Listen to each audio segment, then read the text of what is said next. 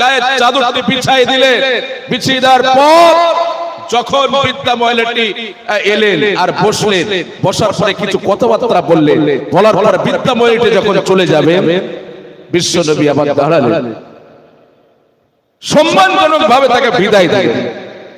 সাহাবায়ে কেরামরা বললেন, ইয়া রাসূলুল্লাহ, আপনি কেন ওই বৃদ্ধা মহিলাটির থেকে দাঁড়ালেন আর নিজের গায়ে চাদরটি আপনি বিছিয়ে দিলেন, কিন্তু কথাবার্তা বললেন। আবার বৃদ্ধা মহিলাটি যখন চলে যাবে আবার আপনি দাঁড়ালেন। আমরা বুঝলাম না, জানতে পারলাম না আপনি কেন দাঁড়ালেন আর সম্মানজনক ভাবে তাকে বিদায় দিলেন। সাহাবায়ে কেরামদেরকে বিশ্বনবী বললেন, ও আমার সাহাবীরা, তোমরা শোনো, ইনি হচ্ছেন আমার কুদমা হালিমাতুস সাদিয়া। আমার মায়ের দুধ সেরকম কিসমতে জোটেনি, অতএব তোমরা তোমার মাতাকে সম্মান করো। কেন, কিসের জন্য সম্মান করবে? কারণ সাহাবায়ে কেরাম রাদিয়াল্লাহু তাআলা বিশ্বনবীকে প্রশ্ন করলেন, হুজুর, কার সম্মান করলেন আল্লাহ সুবহানাহু ওয়া তাআলা আরশে আজিম খুশি হয়ে যায়? বিশ্বনবী বলেন, ক্বালা উম্মুকা, তোমার মায়ের খেদমত করো যাও। আবার সাহাবায়ে কেরাম বললেন, ইয়া রাসূলুল্লাহ, এরপর কার খেদমত করব? বিশ্বনবী বলেন, সুম্মা মান, ক্বালা উম্মুকা, তোমার মায়ের খেদমত করো। তৃতীয়বার সাহাবায়ে কেরাম বললেন, ইয়া রাসূলুল্লাহ, এরপরে কার খেদমত করব? বিশ্বনবী বলেন, সুম্মা মান, ক্বালা উম্মুকা, তোমার মায়ের খেদমত করো। চতুর্থবার বিশ্বনবী বলেন, ইয়া রাসূলুল্লাহ, এরপরে কার খেদমত করব? আপনি বলেন। বিশ্বনবী বলেন, ক্বালা আবুকা, তোর পিতার খেদমত করো। তোমার পিতার থেকে তোমার মাতা 3 গুণ মর্যাদা বেশি দেওয়া হয়েছে। এই কারণে, কারণ তোমার মাতা হচ্ছে ধৈর্যশীল। কিসের জন্য জানেন?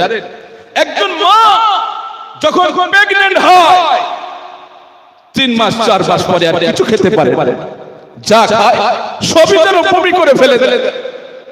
5 মাস 6 মাস 7 মাস যখন হয়, সন্তান আস্তে আস্তে পেটের ভিতরে বড় হতে থাকে। সন্তান পেটের ভিতরে কখনো লাথি মারে, মা ব্যথা ব্যথা সহ্য করতে পারে না। যখন 8 মাস পৌঁছালো, এই সন্তান পেটে নিয়ে সংসারে সমস্ত কাজ মা করলেন।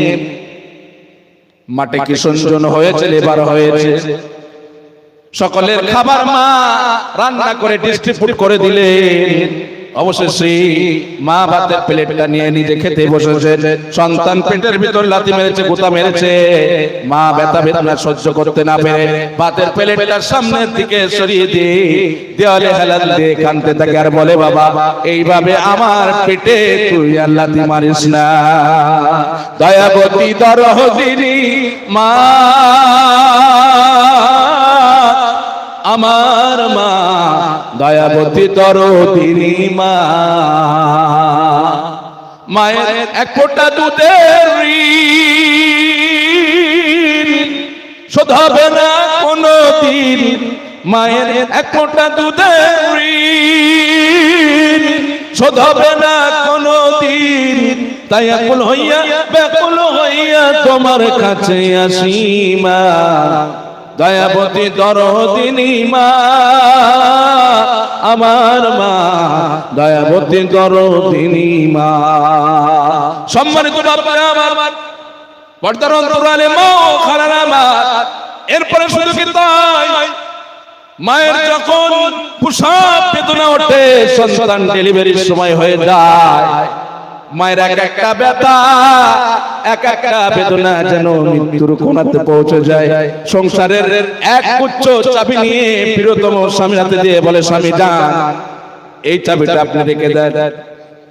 বাড়ির সমস্ত চাবি স্বামীর হাতে দিয়ে মা সততা ক্লিনিকে চলে যায়।